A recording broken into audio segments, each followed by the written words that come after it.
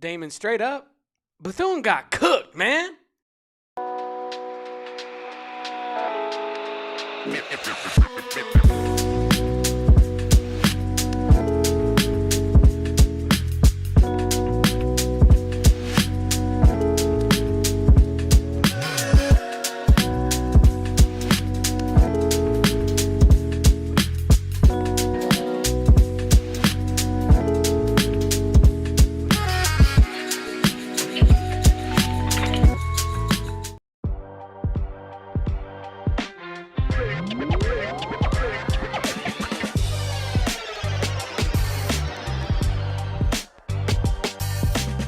Welcome on into the AZ Wildcats podcast, coming to you live from Studio K, presented by the fine folks over at Circle K. I am Damon Fairall, a.k.a. Damon Dog. He's Kevin Thomas, a.k.a.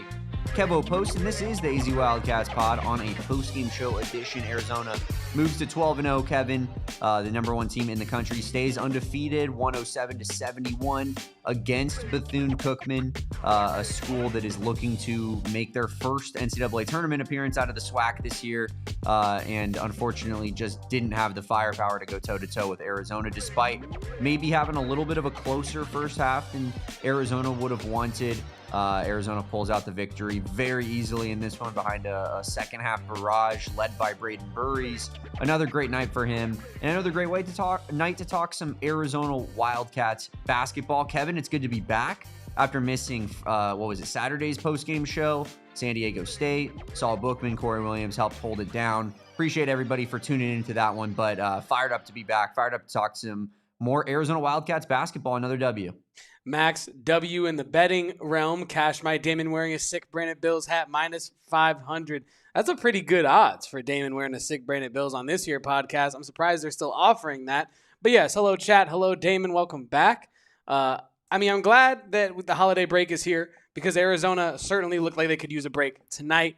The game was incredibly sleepy, but Bethune still gets cooked to the tune of 107-71. Cooked so bad that they had to light the fire alarm going. They had the fire alarm going at the end of the game to try to usher Bethune out of there. They said, guys, pat yourself down, stop, drop, and roll. You're getting cooked. You're on fire. Get the hell out of the building. But in all seriousness, though, this was a game right before the holiday break. I was talking to some people on Twitter about it, but we know how these games usually go. If you're playing a team with the net ratings that Bethune has right before a holiday break, when your family, like if you're Ivan Kharchenkov, your family just got to town, you're probably looking forward to the meal you're about to chow down on in a couple days, and you're not. A little bit of German food, maybe a little bit of sauerkraut. Some stuff you could not get in Tucson, according to him when we interviewed him. So, yeah, it's just a sleepy game. That's what you're going to get with these. Arizona was struggling to get downhill in the first half. They did a much better job at that in the second half. They were actually able to overpower their opponent, which is a much smaller opponent in the second half. The first half, though, it was gross. It was not pretty. You let Bethune-Cookman shoot 50% from the field in the first half. I believe like damn near 50% from three in the first half. Overall, though, I'm not concerned really much with this game. This is a pre-holiday break game against Bethune-Cookman where, you're going to win and then you're going to go enjoy some holiday food with your family. So I'm not putting too much weight on it. Arizona gets the W tonight, Damon, and I'm happy to be here talking about a 12-0 team. 12-0 for the first time since the mid-2010s. And I think just the fifth time ever in program history that Arizona started a season 12-0. Yeah, there's still so much to work on. I think that's the encouraging part. Like you still look at, like Koa Peat tonight and say like, man, we just know he can play so much better than what he showed. Or, just certain lulls in the game, especially in that first half where it just didn't feel like Arizona was necessarily firing on all cylinders. There was a point in the game, Kevin, where I tweeted out that Koa Peat was not necessarily having his best game, and you were like, to be fair, you could kind of say that about everybody. And outside of Tobe, Awaka, Mo Krivas, and I think probably Dwayne Aristote at that time, that was largely true. And then guys started picking it up and started getting more into the flow of the game. But yeah, it was not the best start. Didn't ultimately matter because of the level of competition you're playing, but it feels like Arizona still, despite being number one, despite being basically undisputed number one, like everyone agrees this is the best resume in America essentially, and they still have room for growth. It's really encouraging for what the true ceiling of this team is. And obviously you're number one. The ceiling is winning it all. But it just makes you feel like that this is not like smoke and mirrors. This is a very legit basketball team that just is so deep in so many different ways. And a lot of that depth was displayed tonight for sure. Yeah, the depth was displayed. CD Gay, I was pining for him to get some minutes pregame. I think I used that word right. But pregame, I was really begging on social media, like, let's get CD Gay and the CD show back on our TV screens. And he did make it into this one, did not have the same showcase that he did last time out. But like you said, what's most important is continuing to have the best resume in the country, continuing to not only be number one, but be number one and develop. And that's where Arizona is at right now. Like, you're looking at a Brayden Burries who puts up another 20-point performance in a line of really good games. If you look back at Brayden Burries' game log here, 20 points tonight, right? 10 against SDSU, pardon me, 20 against Abilene Christian, 28 against Alabama, 16 against Auburn, 15 against Norfolk State, and 20 against Denver, that game that really kickstarted this whole run from him. You are looking at 1, 2, 3, 4 20-point games on the season for Brayden Burries, and 4 of his last 7 are 20-point games for Brayden Burries. The man is on fire, He is. and I think that needs to be noted as well, because if Brayden Burries continues to develop, look out Big 12, look out country, because Arizona is a team that already lacks a true weak link in its main rotational 8 to 7 guys.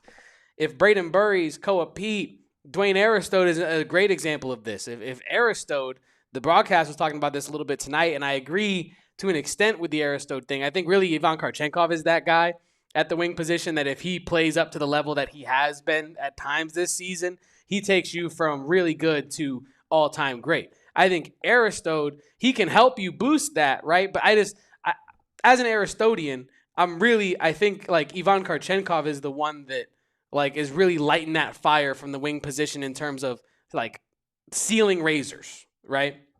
I think Aristode could be right there with him, but I don't think we've seen enough yet from him to say that he has that right yet in his bag. Not ruling it out, but we really have not seen much of that yet from him. Tonight was a good step in that direction for him. He put up 12 points on 4 or 5, really good efficiency, 2 assists and a board as well. But yeah, winning and developing, Brayden Burries going crazy, some of your wings continuing to learn. I'm happy. I'm happy right now as an Arizona Wildcat fan. How could you not be? Well, I mean, I don't know at 12-0 how you could not be happy as an Arizona Wildcat fan, but it does feel like the one thing that we were kind of calling out for, especially when Brayden Burries was not playing to the level that we knew he could play at like he has recently, was it felt like this team maybe needed a go-to scorer for maybe the middle portions of games. Jaden Bradley was definitely taking over late in games, making a lot of clutch buckets, but who was the go-to guy kind of in the meat of the game, right? And now it's starting to feel like Brayden Burries is kind of the dude who breaks the game open in the second half. Like Arizona kind of sustains a lead, builds up a lead, and then you get to the second half and Brayden Burries sees one fall through, and all of a sudden, the lid is off the rim, and he's making every single shot after shot, like 4 or 5 shots in a row, going on, doing kill shots on his own, as you've noted, Kevin. Like, it just feels like Brayden Burries is the type of dude who, he gets in these games and he's such a microwave that, like, when he, as Saul has also pointed out, that like he's starting to just, really cook in the second half of these games, and it definitely is a different piece to this Arizona team that you did not get, especially early in this season. Yeah, I mean, you mentioned him kind of seeing one go through and get that switch flipped. I mentioned it to you live in real time. Like he hit some shot, and the secondary camera zoomed in on him, and he said something to a teammate as he went back into the backcourt, and it looked like he was saying, like, there it is. Like, I got one now. Like, watch out, I'm about to get hot. Kind of a vibe. And yeah, I love seeing that for Brayden Burries. I love seeing him play like the player that we know that he is in that way. And no, Ty Pelly, is this true? Damon, did you watch the presser? I mean, I'm sure you did. Because that feels crazy. Like a miss. That does feel like a miss. Thank you, Ty. We'll look into it right after this pod is over. Basketball mode has got me messed up, man. That's crazy. I'm doing Cardinals today. Ketel Marte mode. You're in Ketel Marte mode. Man, sorry about that. Usually, all honesty, usually we're pretty good about watching pressers, Damon and I. Like, if we don't watch them live, we're pretty good about watching them at some point that same day. that one got through the filter. Here's Not what gonna I will lie to you, say. Ty Pelly, that one got through the filter. Absolutely fired up about what Danny Gonzalez had to say about how he had other opportunities elsewhere and how dope. he was going to stay here the whole time. We love Danny Gonzalez and can't wait for year 2 under Danny Gonzalez, especially after what year 1 looked like. You could say we heard the important part and then skipped when he shouted out his favorite local podcasters. We're just podcasters. We're a humble podcast, Kevin. Yeah. It's not about us. It's about the collective. It's about the Arizona football program. It's about Redline. It's about Redline, and we're just happy that Coach Gonzalez is going to be back in year 2 here as DC. Yeah, me as well. Back on the basketball. It's not about Kevin. It's not. It's about the Arizona Wildcats, whether it's football or basketball. And the basketball cats are who we are talking about tonight, Damon. We're talking about Brayden Burries, right? And I think one thing that I really love about Brayden Burries' game that I think we all could have anticipated with his size, with his frame, with the way he plays the game on highlight tapes, right? When you see him in person, whatever. But it's always one thing when you see it on high school tape, and it's another thing when you see it on college tape against college teams. The way Brayden Burries can cut through a lane and get to the hoop now at this point in the season, I think is huge for this Arizona offense. Last year, you had a team where some people want to compare last year's team to this year's team. They take it as me taking shots at Caleb Love. It is not me taking shots at Caleb Love. Last year had one style of play. This year has a different, more versatile style of play. That does not all fall on Caleb Love's shoulders. But I will say this. Last year, you had an offense where it felt like, and correct me if I'm wrong, Damon, if JB wasn't getting downhill, we were probably going to have to beg for Caleb Love to get downhill because he wanted to get his jump shot going before he went downhill. And you didn't have that middleman. You didn't have that guy that can shoot a little bit, so the defense has to stay honest. Because JB, the defense, is not nearly as honest on his three-pointer as they are with Brayden Burries. And I feel like his ability to be an additional slasher in this offense with Jaden Bradley is huge. It's huge for Arizona because the inside out, the style in which they play, if your guards can get the ball inside the paint and continue to filter that kick out cycle going, it only makes the offense more versatile as the defenses try to throw more stuff at it. Bethune-Cookman threw a zone at Arizona in the first half. They struggled to get downhill. They adjusted. You saw Brayden Burries start to flow more in the second half. So I love what we're seeing from Brayden Burries, Damon. I really do. We're talking so much about him. We should probably just get to our king of the court because he is our king of the court tonight. 20 points, 4 rebounds, 4 assists, 3 personal fouls. Not the best, but Tony Padilla was on the game. So truly, what do you expect? I'm not even sure Brayden Burries fouled anybody tonight, but Brayden Burries is our king of the court. Damon, do you have any more to say about our young stud freshman guard? This team will go as far as I think Brayden Burries will ultimately take them in a way. I feel very comfortable about the rebounding floor that this team has and how the extra possessions there are going to give you an advantage in these games. I think Jaden Bradley is the type of player that shows up in big moments. We've seen him be nothing but successful in the tournament. And then you look at a guy like Koa Peat, and I feel like he almost ups his level to the better competition, yes, right? He does. And I just feel like Brayden Burries, if he can score at the level he has been in this recent level of play in the last 5 games or so, Arizona is the team to beat in the country. And they might be anyways. But even if that's the level Brayden Burries is going to play at, especially in these second halves, I don't know who's beating this Arizona team in March, Kevin. Yeah, it's going to be tough to get there. I want to get to a conversation that the chat is having, but first, I want to get to an ad break. And before we do that, though, even yet, got to give Max, one of our most loyal chatters, one of our most loyal Arizona Wildcats, you're celebrating 3 months of membership here on the PHNX YouTube channel, so we thank you for that. Your message attached to that membership is Brayden Burries, Brent Brennan, Becky Burke, Battlestar Galactica. It's the AZ Wildcats podcast. We'll be right back after this quick break. Damon, I got to talk to our friends about Rally House because it's truly the holiday season. And if you are looking for a quick but also meaningful gift, Rally House is one of the better places to do it. I mean, we're talking walls, wall to wall of merchandise for your favorite team. I'm talking the Arizona Wildcats. And if you can't make it to one of their in-person stores, no problem. Brick and mortar, honestly, is going the way of the radio these days. You know what I mean? So look, online at rallyhouse.com, you can find 39 plus pages of Arizona Wildcats merch and memorabilia. I was looking through it the other day. I had to take a lunch break. I got about halfway through and I said, this is too much fire. I got to take a break, sit down, go shopping later, because they got everything from jerseys, coasters, board games, dice, playing cards, t-shirts. What else they got? They probably, I know for a fact they have lug nuts. I know for a fact they have dog collars. So I can just keep going with all these things that Rally House got, but I'm not going to give all the spoilers away. Find your local Rally House location and shop their entire product assortment online at www.rallyhouse.com right now in another window, dare I say. Shout out the people over at Rally House, the best selection in the business here. And if you want the best tequila selection, oh man, there's only one stop for you, and it is Three Amigos Tequila. They are the Valley's favorite tequila. They are Arizona's favorite tequila, and they are, I believe, Wildcats fans' favorite tequila as well, Kevin. Because, we like to cheer hard, but we like to party even harder. Win or lose, we booze with our friends at Three Amigos Tequila. Kevin and I are big fans of that Ramona's Reserve. We're drinking it before every pregame show that we do here on this exact same channel on PHNX Sports. And what makes Three Amigos Tequila different, Kevin? It's easy. It's that agave they farm themselves. No outsourcing needed. Done in Tequila, Mexico. My roommate was just actually in Tequila, Mexico. Wow. Where they're harvesting this Three Amigos agave, sending it to the States, and then, of course, making it into tequila here in Phoenix. We love Three Amigos Tequila. Go check out some of their assortment that they have. I believe they're now in Circle K, so you can go get some at a Circle K of your choice. But you got to check out that Ramona's Reserve. Like I said, it is the best tequila out there on the market. Kevin and I both attest to that. So this season, tailgate, toast, and celebrate with the Valley's favorite tequila, Three Amigos.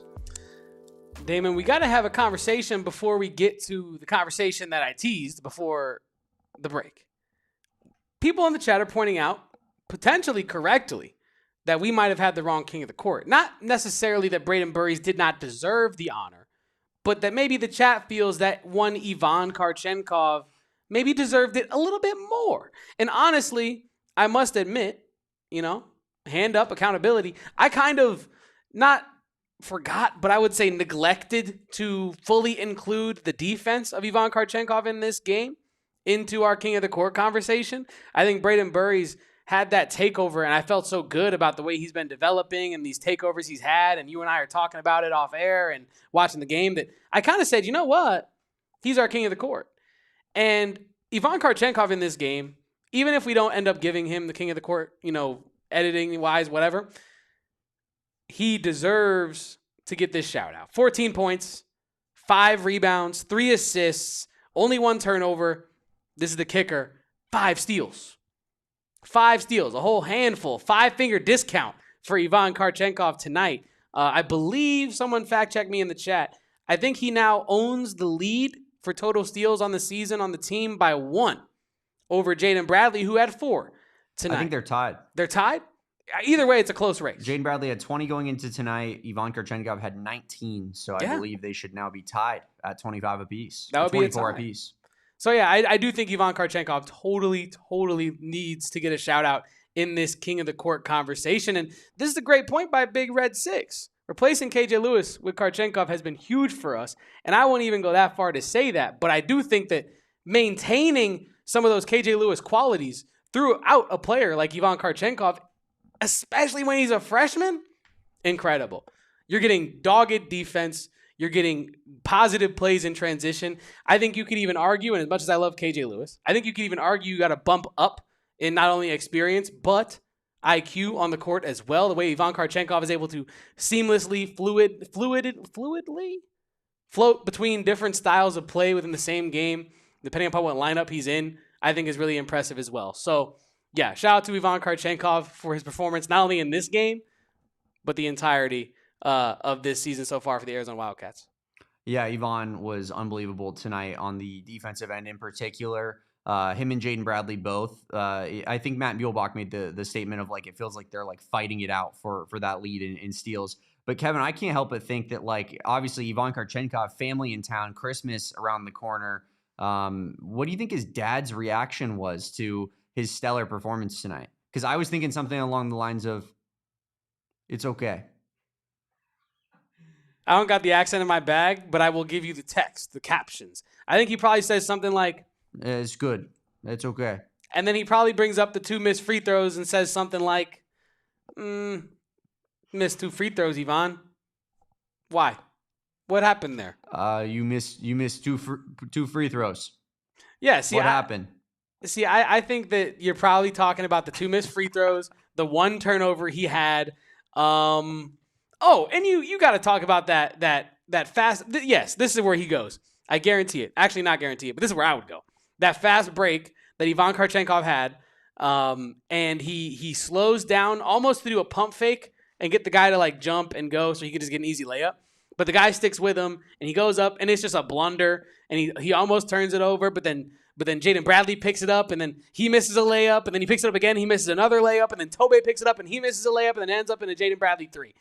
I would think that that's the possession that they probably talk about in terms of like, just go up with it on the first time there, Ivan. What are we doing? Play off 2, go up strong. Anyway, it just feels like the and maybe that's stereotypical of us, but it feels like the Russian German of Ivan Kharchenkov. Like it's about how we can honor this family and how we could have done better at every moment. You know what I mean? I do know what you mean. Tonight's 14.5 steal performance was simply not good enough. But Kevin, we are getting some questions here about my hat here in the chat. I believe AZ Cat Dan asked it first off and said it was a fire hat, and then Lucky Thunder wanted to know where I got the hat from. And of course, I got the hat from Branded Bills. Branded Bills, sponsoring of this podcast, of course. Head on over to brandedbills.com. You can use promo code of BBPHNX, get 15% off your first order. I got this Branded Bills lid on myself right here. This is more of the snapback flat brim style. Kevin has a custom piece of headwear on right there from Branded Bills. We have our brand new special PHNX Branded Bills collection where we got 4 brand new hats here on the store.allcitynetwork.com if you wanted to check that out for yourself. But of course, brandedbills.com if you want to check out the campus collection, which is the best Arizona Wildcats headwear in the game. We absolutely love Branded Bills. Now, judging by his or her or their profile picture, Lucky Thunder is probably going to enjoy this conversation. We're going to talk a little bit of Koa Peat because Roberto the Coffee Guy, shout out, Aristodian, in the chat was bringing up the idea of like not gonna say too much, but Koa's not doing too much in these games, Damon. And what's up with that, right? And I think we've talked about it at multiple times on this podcast, but I think it's just kind of the way that Koa Peat is. He is a big game player. Yeah. Right? He is the I've compared him to Derrick Henry before, and I will do it once again tonight. Like, he is that Derrick Henry. I guess Derrick Henry is such a workhorse. He puts up like 100 a game usually, right? I don't know what he's been doing this year, but you get what I'm saying. He's that big this year. He's that big physical running back, right? That you don't need him to go all out in every game. You really don't even want him to go all out in every game because of how physical his game is, right? Do you want Koa Peat burning himself out to put up 25 and 10 against Bethune-Cookman? Not really. But I would rather Dwayne Aristotle get those touches. I would rather Ivan Kharchenkov get those touches. I would rather, you get my point. Even Mo Krivas. You get my point. And I think Koa Peat, as much of a leader as he is, understands that as well. And he knows he can get himself involved. He can focus on what he needs to focus on within the game as well. He doesn't have to remove himself from the game. That's not what I'm saying. But he can sit himself in the third row of the van. He can definitely do that. Him and JB in this Bethune-Cookman game, like JB puts up 4 steals and 11 points on great efficiency, but like, man, they're chilling in the back seat. This is third row of the van activities. They're on the iPad. They're on the Switch. You know what I mean? If they get called to pick up a snack from the first row from passenger seat, they'll reach forward. They'll grab their little, crackers and peanut butter, whatever the hell it is. But they're chilling. Meanwhile, everyone else is in the front seat. You got like Brayden and Ivan. They're fighting it out for who gets the aux, and Dwayne Aristotle is like helping with navigation. Like, everyone's got their part. Koa, JB, they're in the back chilling in these games. But when you really need to navigate some crazy roads, some weird highways, rush hour traffic, you put JB and Koa back in the driver's seat, in the passenger seat, they're going to get you home safe every time. So I think that's where Koa Peat's at. I'm not really worried about it. I'm not reading too much into it. He's backseat driving right now. He's chilling. I agree completely with you, Kevin. I love a good off-the-wall Kevin analogy.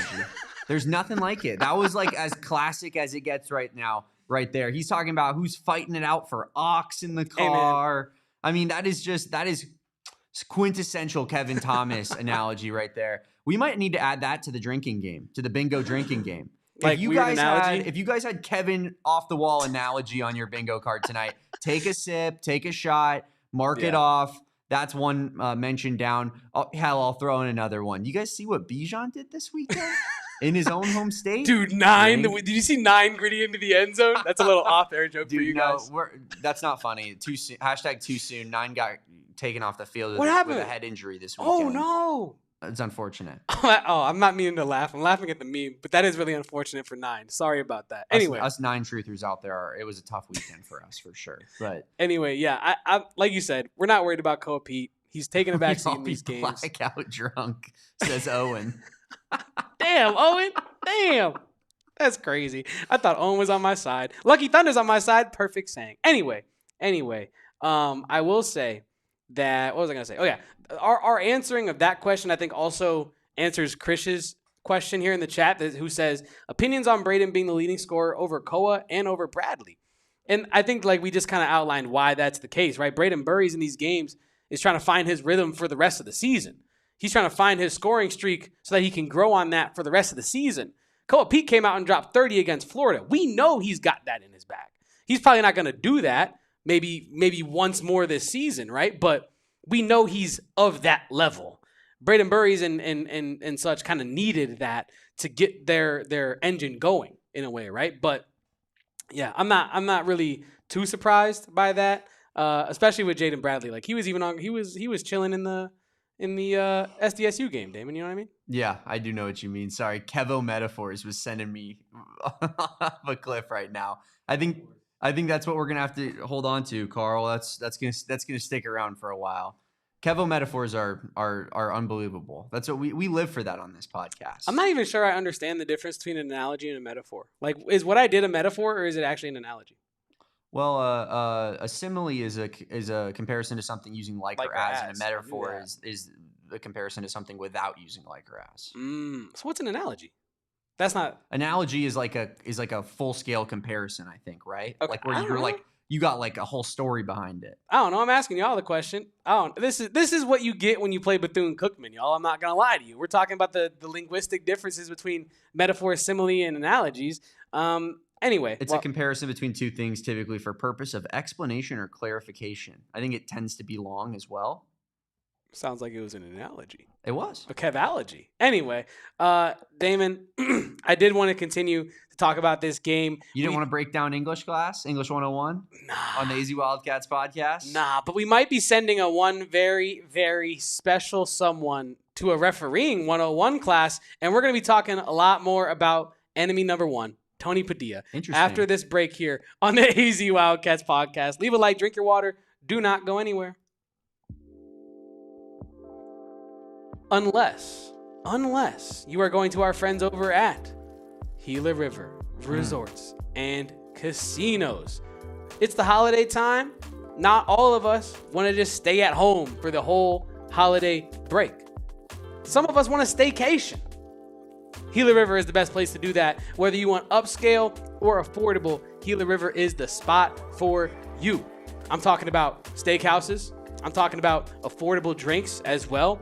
4,500 live slots and table games. Does that do anything for you? If it doesn't, pardon me, I'm getting emotional about all the things you can do because you do you at Gila River Resorts and Casinos. Like I said, if you're not interested in the over 4,500 slots and live table games, I don't know what's wrong with you, but if you're not interested in that, they got concerts, they got comedy shows, they got live music, they got all types of entertainment left and right at Gila River Resorts and Casinos.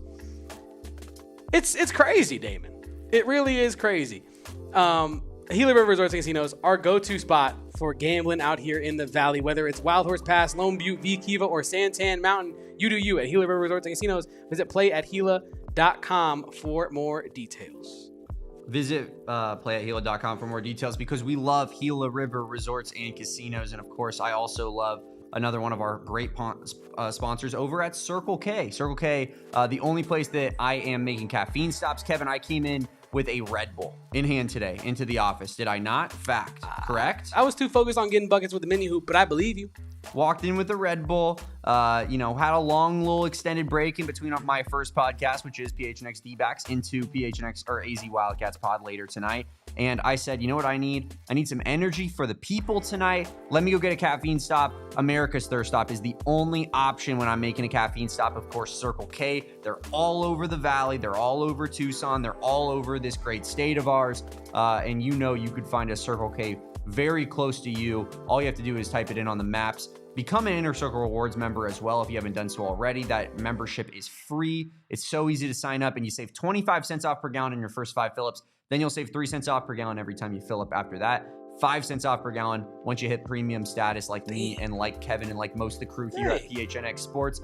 It's so easy. The savings are right there. There's meal deals. There's all type of drink deals as well. 79-cent Polar Pops, you name it. Inner Circle Rewards members are saving money on it, Kevin. And we love our friends at Circle K. So head on over today. Become a member of the Inner Circle for free by downloading that Circle K app. Terms and conditions apply at participating locations. Visit circlek.com for details. I do not know what I missed, but Roberto in the chat is giving out coffee recipes for the holidays. Wow. Says, chat, you guys need to make this coffee concoction at home. Brew your favorite roast and pair it with heavy whipping cream with coconut. That sounds sugar. fantastic. Rob. Add whipped cream with cinnamon on top for the holidays. I need Roberto in my DMs, being like, "This is the espresso machine you need to get. These are the beans." Let's literally explain it to Damon like he's 3 years old. Roberto. Yeah. Also, shout out to Ty Pelly. Shout out to Ty Pelly for literally getting the timestamp for us. We don't even have to go back and watch the whole thing. We're probably going to do it anyway. But that is real dedication. Thank you for that. He says, hey, it's at the 33:14 mark of his presser. Good night, y'all. I got to be up in 5 hours. I will continue listening tomorrow. Appreciate you, Ty. Have a good night, brother. Have a good night indeed. Damon, let's talk about our doghouse tonight. Let's do it. Because we don't got to lead up too much into it. We know who it is.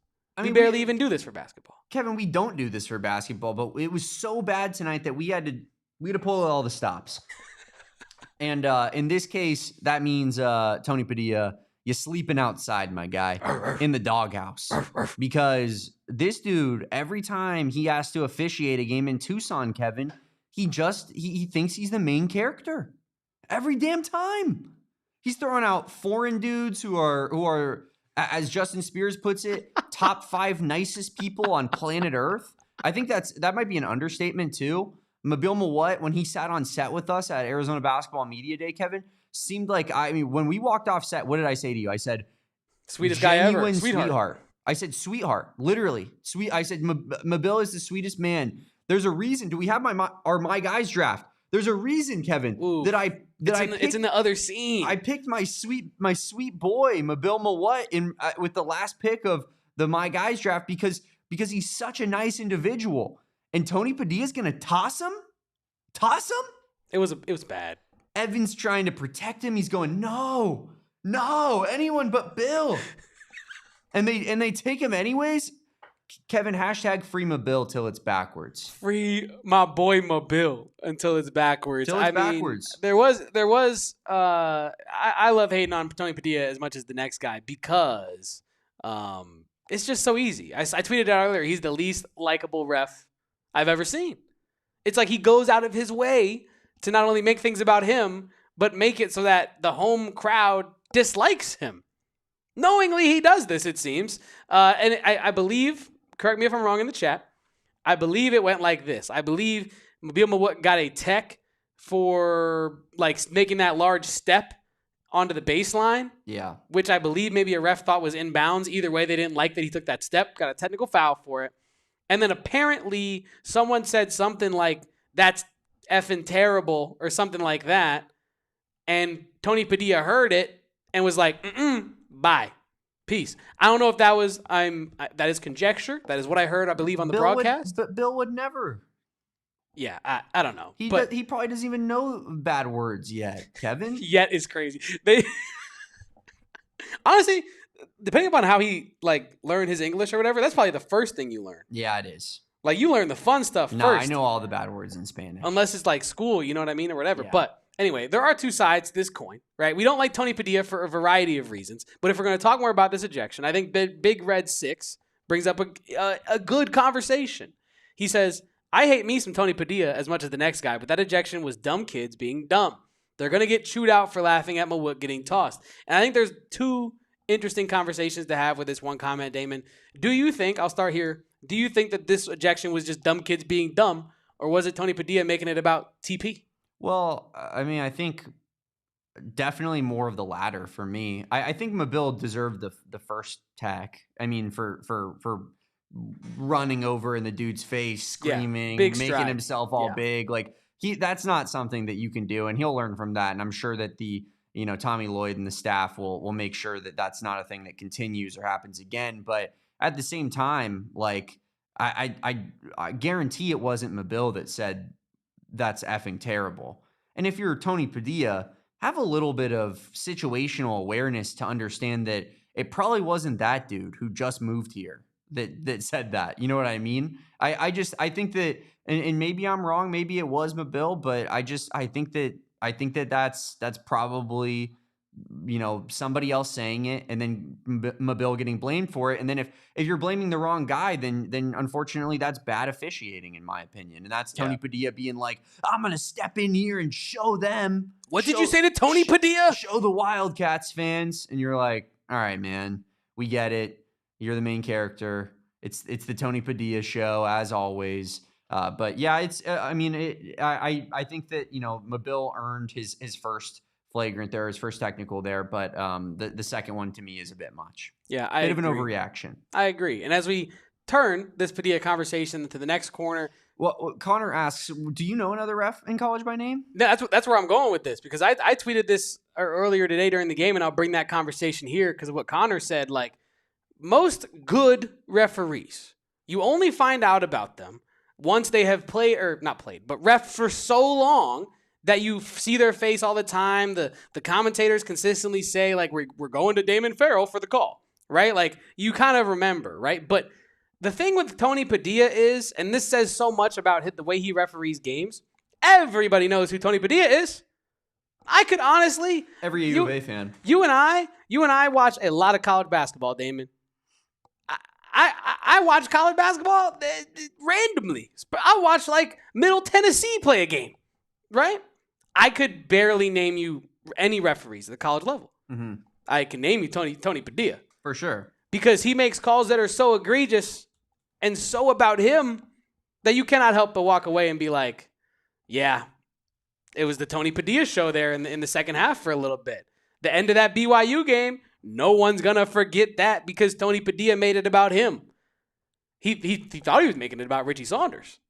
He wasn't. It was about Tony Padilla. It was about, this has been an awesome game that no one's going to remember that I reffed. How can they remember that I reffed it on the replay when they watch it back?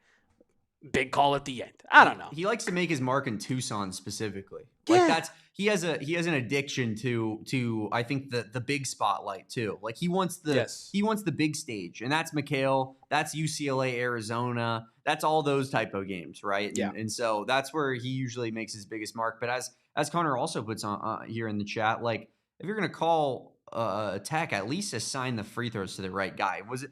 Dude, he got parent trapped. There was one guy shot a free throw, and then they let the next guy shoot two free throws? It wasn't just a guy. It was the brothers. So the younger brother, or I think maybe the older, one of the brothers, goes up to try to, like, sneakily steal the free throws from his other brother because he's probably a better free throw shooter. Mm-hmm. And then they shoot it, miss it, right? Because I think they were getting 2 for both technical fouls or something like that. And so they shoot the first one, miss the first one. They realize it was the wrong brother. And then they get the right brother up there, and he shoots not only both free throws, but he makes both free throws. So, yeah, to Connor's point, I don't know what the hell was going on. It was a dog and pony show, as it always is, with Tony Padilla reffing the game. That's all. I think Jason Shear put it on Twitter earlier before the game, like pregame. He was like, happy holidays, Arizona fans. Your gift, Tony Padilla reffing the last game before holiday break. And it made me laugh pretty hard because it's true. I heard Tony Padilla was reffing, and I was like, we're going to get a couple egregious calls for sure. And sure enough, our sweet baby boy Mabil got the boot. It's tough. It's really tough. It feels bad. It feels bad, man. Kevin, we're going to get more into this. We'll look at the numbers right here, but we're going to go to break first on the AZ Wildcats pod. Please drop a like on this video, subscribe if you haven't done so already, and drink some water, as Kevin would tell you. Don't go anywhere. Cannot forget to drink your water, and you cannot forget this number. 602-783-8841. If you have been involved in a serious injury or are pursuing some sort of wrongful death litigation, there's only one number to call, and it's the one I just read. And that when you call that number, you will reach the husband and wife law team who have raised their 8 kids out here in the Valley. The Valley means something to them. And it's not just because they have a nice company out here and it's successful and it's going well. No, it's because they bring value back into their community that has brought value to them. They win in the courtroom. And look, not many law teams can make guarantees. That's a fact, right? You try to call them, you get the runaround, you get Damon who sends you to Saul, who sends you to Erica. You're trying to reach me and it's just not happening. The husband and wife law team guarantees that you may speak with one of their lawyers as often as you choose about anything that you want to discuss. Anyway, you have the right to trust that they, as your lawyers, will tell you both the strengths and the weaknesses of your claim so that you can make informed decisions. The chat is trying to throw us off base, but we cannot be thrown off base because the husband and wife law team is the number to call. If you've had a serious injury, call the husband and wife law team first at 602-783-8841. Visit them at husbandandwifelawteam.com. That link is in our show notes below. Shout out the husband and wife law team. Kevin, I got a solution for Cardinals fans out there. It's been a rough season, right? Obviously, it's been a rough season. It's been a rough franchise history with the Bidwells in charge. Man. Here's an idea. How about you go win the frickin' lottery and then you go buy the Cardinals yourself and fix the franchise from top to bottom, Kevin? That's my idea of a good time. Head on over to the Arizona Lottery. One of their kiosks, of course. Max, you're going to love this again. Circle K has a million Arizona Lottery kiosks. They have one at every location, of course. You can go buy Arizona Lottery tickets there. It's a great hand-in-hand and deal between Arizona Lottery and Circle K. But they are trying to put cash in your stocking this Christmas, Kevin. $250,000 up to that you can win on these holiday scratchers.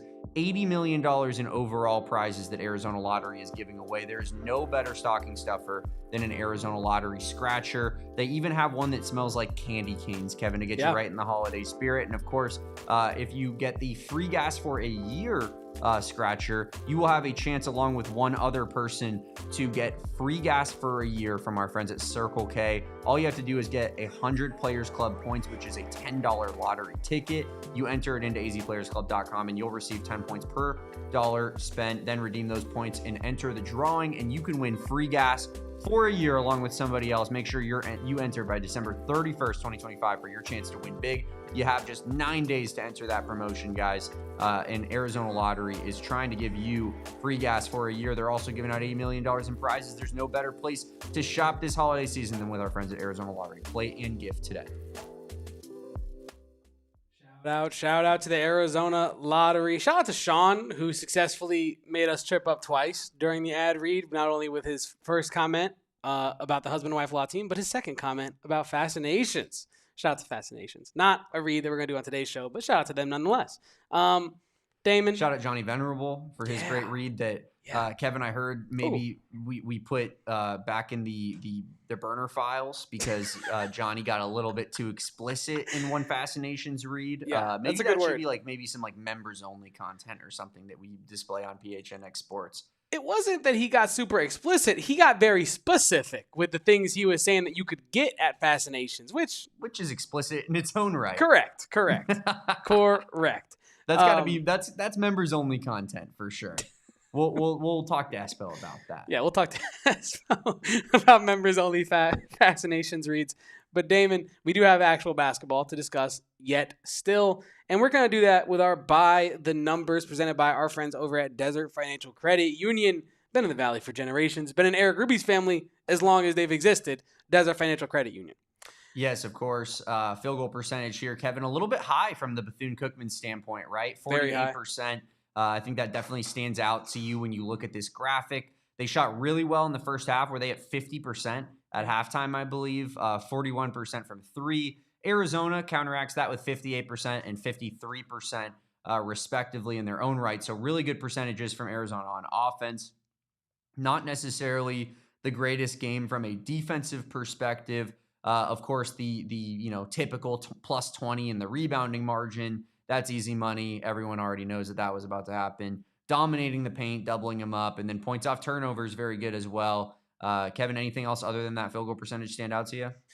I think we got to talk about, obviously we know Arizona is good with the transition game. We know they're good making teams pay. Bethune-Cookman's not going to be any special or any different in that regard. So points off turnovers, that's not where I want to go.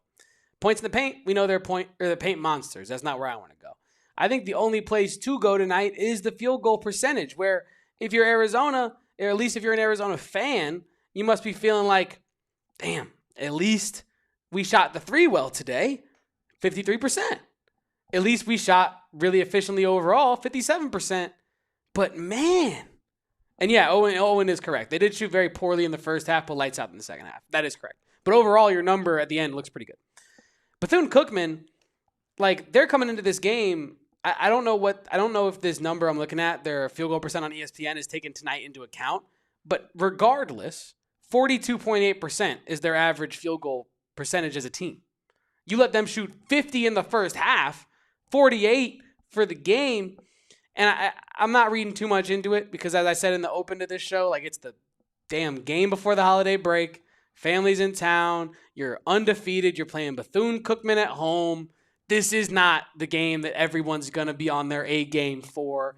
In a perfect world, yes, they're robots and they play perfectly every game. But that's not it. But either way, that is a issue. I think, because if we're talking about that San Diego State game, where Arizona was playing decent defense, but it was allowing San Diego State to stay in the game with their physical, tough, rugged, hard-nosed defense, the same way Bethune-Cookman stayed in the game tonight for, however long they actually stayed in it. That is, I wouldn't say it's a worry yet for me, but it's a seed in the back of my mind that's slowly growing of, I talked about it with Saul, I don't know if it was on the postgame show or off air on the walk back to the studio, but, that's how you get beat in March. Right? Letting a team, enforce their game style on you in the first half, getting to halftime in a close game like you did against San Diego State. And then if they're able to force you out of your game in the second half, it's going to be down to the wire. And you don't want that in March. You want to be the Arizona Wildcats team that's been dominant in the paint, that whooped the hell out of Florida. That's the team you want to be in March. But they haven't really been necessarily super put together in both halves of a lot of games this season. If you really map it out, Florida, they were really sloppy, especially in the first 10 minutes of that game. UCLA, they were bad in the first half, and they had to really pull it out late with Jaden Bradley heroics. I think Alabama, they were definitely way better in the second half than versus the first half. Tonight, that remains the case. This team, I feel like, is way more of a second half team. And I understand your point. I've brought that up myself of that's when you get scared. You get down enough points in a game against a good enough team in March, and all of a sudden that's lights out on your season. Yeah. But I don't know that Arizona has proven that that they have consistently put together two halves of basketball at a time. It's not like they're getting, walked off the floor in the first half either. It's just a sloppy style of basketball for a team as good as Arizona. And I feel like they can clean up a lot by just being better early in games, to the point where, imagine if these second half barrages come, but they have, more of a sustained lead at halftime. I feel like the sky's really the limit, I agree with you. And like I said, I'm not really too worried about it yet, but it's something I'm kind of mentally thinking about is how is Arizona responding when teams try to enforce their game style on them? Right? How long does it take for them to kind of figure it out? And I think if you're going to let Bethune-Cookman come out and kind of get going, that's not something I want to see. But like I said, it's just the game before the holiday break. And this is a Bethune-Cookman team that is trying to make the tournament in the SWAC for the first time. This is their Super Bowl to an extent. This is their real measuring stick. Are we good enough or not? And so they're going to come out and play as hard as they can for as long as they can. So yeah, and S Rock puts here in the chat, we need to start keeping a stat called points off Padilla. Pop. I love it. Hey, you see this, S Rock? I think I'm all in on that statistic, and I will be keeping track of that moving forward every Tony Padilla game. That's a great physical comedy bit. Shout out to White Burrito. Hopefully Taquito, my guy, is remaining undefeated. Merry Christmas, Damon, Kev, and chat. Shout out Tobenos Gear 4. I thought that was like a all one word. I was like, why is that messing me up? Tobenos, Gear 4 Bradley, and the newly minted Messenger. He's just coming up with nicknames every game. I love it. Our guy White Burrito and Taquito, he says here. They're coming up with that. It's a real meeting of the minds going on here between Burrito and Taquito and these nicknames. But can I also just say, White Burrito just sent us today on Twitter, Kevin. He got that brand new red line turnover sword t-shirt in the mail. Already put it on, looking nice and shiny, looking great. And Kevin, we are so excited to have been told that this is the best performing shirt at PHNX Sports this calendar year. Yes. And that's unbelievable, guys. In just this short amount of time, we've had this shirt for, 2 weeks? Yeah. And it's already been our best performing shirt, and that's as a thanks and a testament to all of you guys in the chat who have bought it, the people that have sent it to us on social media. It means the world to me and Kevin that we can tout something like that. We can champion that, and we can say that. And if you guys have not gotten yours yet, there is still time. There are still plenty available. The link is still in the chat. The link is still in the chat. Store.allcitynetwork.com if you want to just type it in on yourself as well. And it will be on the front page there because it is one of the more new shirts that we got. And it is, it's coming in time for people that have ordered it, hopefully for the Holiday Bowl. If you guys want it for Christmas, probably a little bit late, but it could still come in and be a little bit. Say you dropped the ball, you could get it in for a Wildcat fan in your life. Give them a week late Christmas present. Say, hey, I'm sorry. I know I didn't get you a Christmas present on time, but this is better than a Christmas present on time. It's a red line turnover sword t-shirt, Kevin. And it is absolutely beautiful. So shout out White Burrito for sending that. Of course, if you send in your turnover sword t-shirts, proof of purchase, you wearing it, whatever, Kevin and I both follow. We'll follow from our beat account. We'll retweet from all of it. And we appreciate everybody who has shown support to us already. But yeah, please guys, keep running up those t-shirt sales. And if you guys have anybody in your life that you want to just give a gift to, it's the perfect thing to gift somebody else. But yeah, unbelievable stuff, Kevin. Unbelievable stuff. Unbelievable that we have so many ads. These shirts got us popping, Damon. People want to be on this show. We got one more break for y'all here on the AZ Wildcats post-game pod, Bethune-Cooked edition. Stick around, leave a like, don't go anywhere. Man, it's that time of year. You're around the family all the time, not getting a lot of sleep, thinking about whether you dropped the ball on gifts. Did the gift you actually got on time? Is it going to be well received? This is a lot of thought, a lot of chaos, a lot of noise going on in my head, and I like to calm down every once in a while with some pure edibles, right? Whether it's the unwind variety that I've been digging into recently to help my sleep, nice little Z's going on, you know what I mean? Pure edibles is the go-to spot for me. Now, this is just a physical comedy show. Sorry. What was that improv comedy show? I low-key, whose line it is anyway? That's what this is becoming. Whose edible is it anyway? It's Pure Edibles, founded at Noble Herb Dispensary, the home of Pure Edibles here in Flagstaff, Arizona. And whether it's hard candies, gummies, kicks, which are kind of like their Starbursts, or their chews, Pure Edibles has fully fledged candy for you. And it's not just candy, it's the fun stuff. CBN, CBG, CBD, marijuana-derived THC. Pure gummies are designed to be ripped or bit in half, making it easy to dial in your dosage or share with your cousin on that special walk before dinner on Christmas Day. Pure edibles. Don't be ratting people out now, Kevin. Hey, I don't got cousins like that. I'm just using an example. Go find yourself some Pure Edibles products from one of the over 130 dispensaries that dispense them. Shout out Pure Edibles, and also, of course, another presenting sponsor of this podcast, Brandon Bills. We love Brandon Bills. Me and Kevin both rocking Brandon Bills, and we're checking out both of those collections that we rock on a daily basis, Kevin. Whether it's the custom-made apparel, Kevin rocking that brand new canvas PHNX hat that we are selling on our store, and then, of course, I got that campus collection on, Cactus logo hat, celebrating that brand new court at McHale. And Kevin has, the Wilbur hat that he, that we came up with the idea ourselves. Brandon Bills asked us, what do we want to see? And we said, how about a hat with the old Western style Wilbur on it? And they said, say less. Came up with one. Now they sell it on the website. We love Brandon Bills and all of the great products that they provide. The campus collection is the best in the game. They have partnerships with over 40 universities, but we only care about one of them, Kevin. And if you haven't checked it out for yourself, that bookstore shelf that they have at Brandon Bills only is pristine. It's beautiful. It has limited edition caps, and you need to see it. Go check out the bookstore. Go check out BrandonBills.com. Use promo code BBPHNX for 15% off your first order, and as well as checking out our website, store.allcitynetwork.com, to check out our own Brayden Burries hats that we have gotten. But Kevin, we love Brayden Burries, the best headwear in the game. The absolute best headwear in the game. We have the absolute best chat in the game. Kobe is giving out, $1 million ideas. He says, I want turnover sword Brayden Burries hat. We'll send the clip over and see if we can get it done. We're working on it. We're working on it, Kobe. As of 10 seconds ago, we're working on it.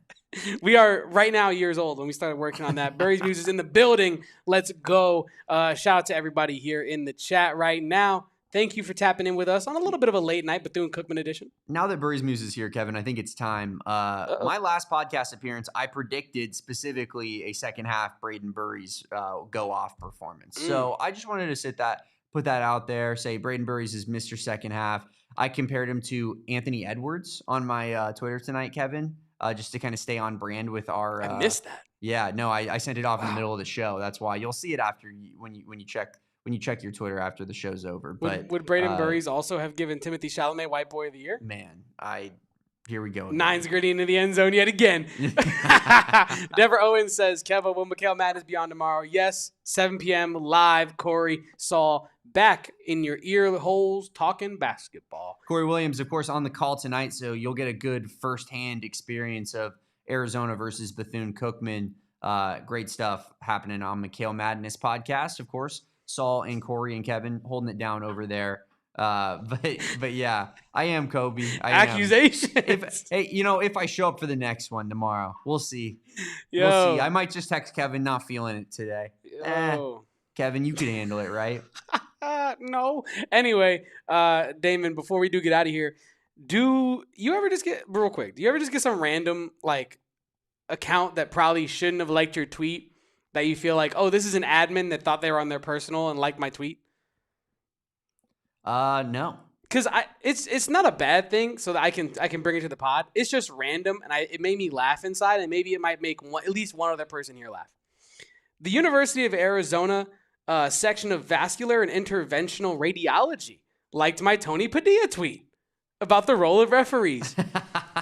I don't even know how that makes it in the feed of a vascular and interventional radiology account, but hell, I'm happy that I got that like. Thank you to University of Arizona VIR. Incredibly random. I believe so.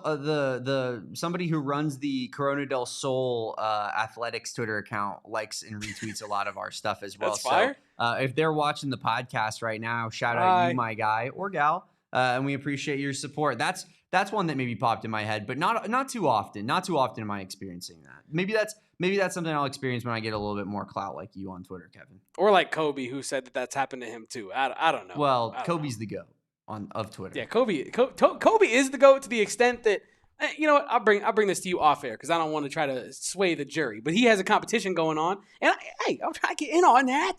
I want to be in on that. The yearly account awards on Kobe Deal's page. I want to be in on that. Anyway, don't beg for it. No, I'm just saying you got to earn it, but it's like aspiration. I mean, hey, you don't just, unless you're Draymond Green, you don't just get a Defensive Player of the Year award for saying you deserve it. You got to go earn it. That's literally exactly what Marcus Smart did. Oh, bro, we can't bring this bad energy to the pod. We won tonight, man. I'm just being real for you. I'm being real for you, Kevin. I'm being real for you. Do you want me to change who I am, or do you want me to keep it 100 at all times? That's crazy. That's what Marcus Smart did. Wow. Sorry.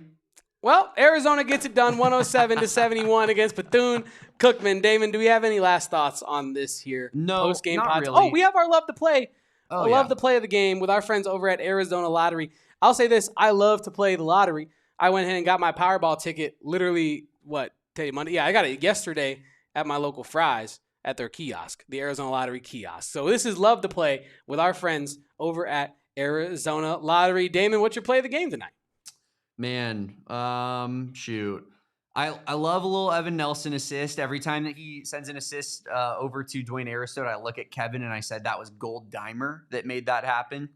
True. If you know, you know. Hall of Fame unlimited range though from DA. Come on now. Sure. Maybe bronze. maybe bronze unlimited range. Can't I even don't get know. silver feels a little bit disrespectful. I mean, Kevin, I think we're working our way up right now, but it's very early on in Dwayne Aristode. I don't know. If you've ever played 2K before, brother, you know that you got to make a couple shots to start getting those badges up. Bro went 6 for 9. One of like 5 guys ever in program history. Give the brother a silver. Maybe he'll learn one day, man, but I don't know. Let me see. I'm trying to think of another play that I liked. How about Tobe Awaka just, getting called for fouls because he's such a good rebounder that they don't even know how to react anymore. It doesn't exactly make me happy. I'll go with that Evan Nelson assisted Dwayne Aristode. Dwayne Aristode shot it well tonight. That was fun to watch. You know how I like to answer these questions? I'm going to give you 3 plays. That's just how I rock. Can I get one? Yeah, no, you're going to get – no, you know how I'm saying, but listen. We need to start underlining it. If you ask Kevin, guys, whose favorite player is on the team, he's going to tell you all 8 rotation players. Listen, though. You're going to be like, dude, that doesn't mean favorite. I attack the love to play the game in a specific way. I give you like a nonsensical answer. I give you like a silly Kevin one maybe instead of a nonsensical one, and then I give you the real one. But honestly, any Sven Jotmo bucket, that's my play of the game. And he went all the way to the basket tonight and got a physical basket. That's fair. Sven Jotmo? Yeah. Give my brother a scholarship. Giving Addison Arnold one, give Sven Jotmo one as well. Not like Addison didn't deserve it, but you get what I'm trying to say with that. Give Sven a scholarship. On the real side of things, though, Jay Meisner in the chat saying play the game. Tony Padilla throwing out Bill for just sitting there. I almost said that, but I was like, I didn't like that. Yeah, no, I didn't like that either. You can't treat Bill like that. I like what Ernesto said, though. When Tony Padilla pointed, that was the play of the game. Tony Padilla. He probably did think that. He definitely did. He's going back home watching the replay like, man, my hair looked good in that cutaway. Call it the freaking night, man. But no. Okay, so next, now quirky Kevin play. No, this is like the real play. I only have 2. This is like the real play. Okay. The Sven Jotmo bucket was my first one, personal Kevin pick of the night. The actual play of the game to me was Dwayne Aristode corner 3 in rhythm after cutting across the baseline. And it's wide open, practically a practice shot, to be honest with you, just kind of running around and catching it, shooting it.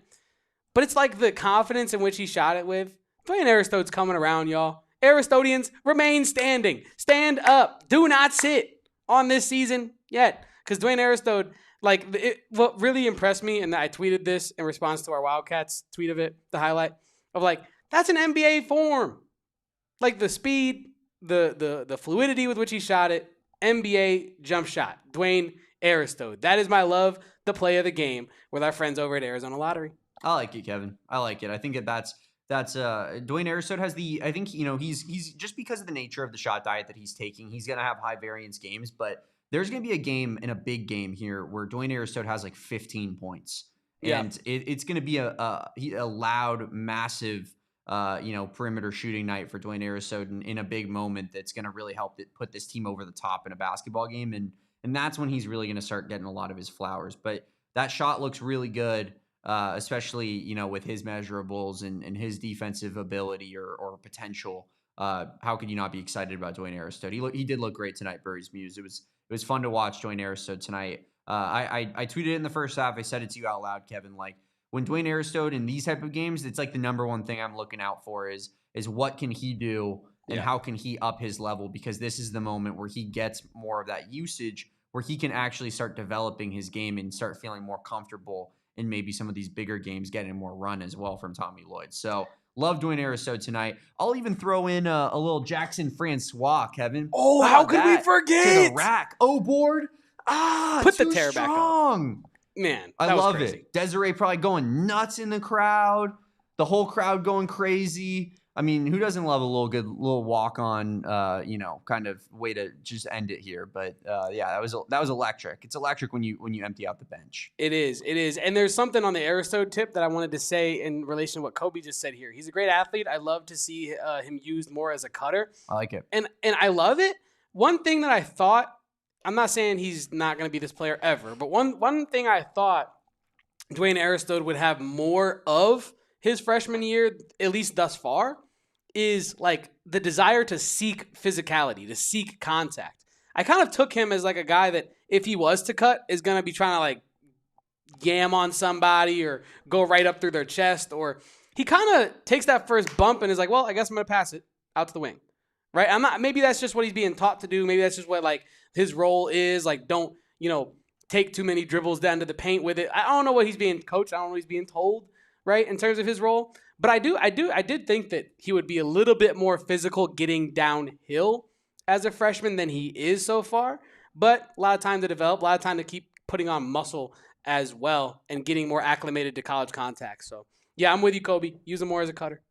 I will say that I think that maybe one of us should have picked Ivan's steals or maybe his dunk or something as our love the play of the game tonight. But he definitely gets like the honorary MVP after Brayden Burries. Now, our person, our guy, Chris Trick, I believe, so. Put here in the chat. And I think we answered this on Wednesday's postgame show, Kevin, but I believe our answers were I said Brayden Burries, and I think you said Jaden Bradley. We were talking about who's their most skilled scorer. Correct, but I think we also had the discussion of who would be the leading scorer because they were all so close. Maybe it was not on the postgame show, but it was on a weekday show that we had because cumulative points, I remember I was discussing. You were. Extremely neck and neck. Yeah. And neither of us did mention Koa Peat as who we were going to go with, and he was actually leading going into tonight.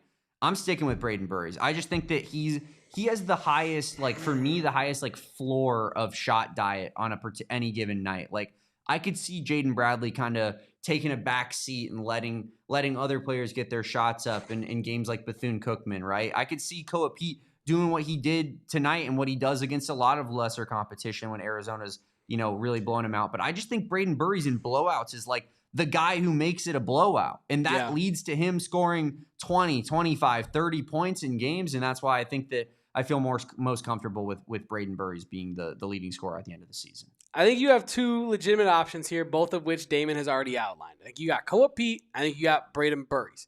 And I think it kind of depends on which way you fall in thinking the season is going to go.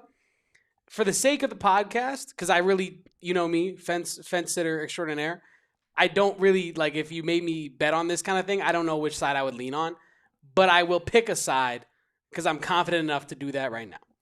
I think it's going to be Koa Peat, right? He's the current leading scorer now, right? Through a non-conference where you... I think he might not be after this game. It really was that close. On average or on cumulative? Cumulative. Okay, I'm looking at average. I don't think it makes that big of a difference. It doesn't. It probably doesn't. Anyway. It's a half-point difference. Koa Peat going into tonight had 154 points. Jaden Bradley had 150. Brayden Burries had 148. Okay, fire. Okay. So with Pete scoring, what was it? 11. Burries scoring 20. So Burries scored 9 more than that, and then also scored 9 more than Jaden Bradley tonight. I believe that does put Brayden Burries in the lead. Okay, noted. Duly noted. I'm still gonna pick Koa Peat because I think that the time for him to be in the third row of that van I was talking about, it's running up. You're entering conference play, and I know you said that you're gonna kind of see him take a back seat in some of these games against lesser opponents. You're legitimately running out of lesser opponents. You just are. Once you enter the Big 12 play, you don't have. Obviously you have there's your Utah, teams Kansas State, ASU, UCF, Cincinnati, West Virginia. Mm-hmm. I could see obviously that February stretch. I think is going to be a big stretch for Koa Peat. You play Oklahoma State, Kansas, Texas Tech, BYU, Houston, Baylor, Kansas again, and then Iowa State to the first week of March. That's going to be Koa Peat centric. I think that's going to be the Koa Peat offense. Yes. But I do think that in lead up to those, we could definitely see a lot more of Brayden Burries and Arizona blowouts. Yeah, and I'm banking on Koa Peat ramping up in conference play, and you needing not like you're going to get less, but you needing less from Brayden Burries from an outright scoring perspective. You're going to need more from him on the defensive end of things in the Big 12 conference. So I'm interested to see how that plays out. Roberto, I believe, is picking JB based on his love of Jaden Bradley's smooth game, reminding him of a 2000s NBA guard. But maybe he's picking Koa. I don't know. Point is, you could make an argument for Jaden Bradley. But I think based on the roles that we've seen this team kind of play into so far, Jaden Bradley is that steady service the whole game. And 12, then 12, unless every night, dude, it's insane. 1,000%. Unless you have a night where it's 5 points with 2 minutes left, and you need that guy. You need to pop the trunk, as they say on the McHale Madness pod, to hit gear 4 as White Burrito and Taquito like to say, right? Like you're going to see Jaden Bradley hit those bursts, those quick sprints. But in terms of like the long distance running, you got Koa Peat, you got Brayden Burries in this race. Kobe's saying, I want Aristode. Give me Aristode. I don't got a Max Heller impression, but I tried to do the gist of it there for you. But it's too bad we don't have Andre Iguodala Jr. just so we could do the I want Iguodala. You know? That alone would be worth it. I never thought about that. Yeah, me either. Not until this exact moment. But that would have been special. How did I not tweet that during his recruitment? Man, I don't know. That's Give a big me miss. Iguodala. That's a big Are miss. you serious? I'll probably never get to do that again. That's a big miss by your boys on this podcast. Please go portaling, Junior. Junior, go portaling. I want to tweet that. I want Iguodala, and I want you guys to leave a like on this video. Please do so. Rate and review on your favorite podcasting platform, and subscribe to the channel if you haven't done so already. Been a great show. Been a lot of fun. Chat has been popping. We've been having a lot of laughs. You can really feel the love in this room, Kevin. I don't know if you felt that as well, but you really could. I feel so much love in this room. The holidays. Appreciate everybody for being here. Thank you guys so much for running up that red line shirt, hanging out with us in the chat, and just making this show so much more fun, so much more interactive. Kevin and I appreciate it more than we can even put into words. But please drop a like on this video, and let's do it again tomorrow at 2 p.m. on a Tuesday edition of the AZ Wildcats podcast. Last podcast before Christmas and Christmas Eve. So make sure that you guys are there for that. It's gonna be a very heartfelt one, Kevin. We might shed a couple tears. Wow. Might get emotional. Not even on the 26th edition? Might get emotional. I'm saving my tears for the 26th edition. I don't got nothing to cry about before Christmas. I'm going to save my tears for March Madness. Wow. Truly. Not even for the holiday We're going to do like a watch along, and I will cry. I will cry if good things happen. I want you guys to know that right now. I'm going to cry like a little baby on live with a camera right in front of my face. It's going to be special. But hey, that's for hoping down the road. In the meantime, like I said, drop a like on this video. We'll hang out with you tomorrow, and I appreciate everybody so much for just everything in support of this podcast. Follow Kevin at Kevo Post. Follow me at Damon Dog. Follow us at PHNX_Wildcats on all socials except for TikTok, where we're at AZ Wildcats Pod, and we'll see you tomorrow at 2 p.m. Until then, peace out. Bear down. Tony Padilla, never ref in Tucson again, please. We all silly like the mayor.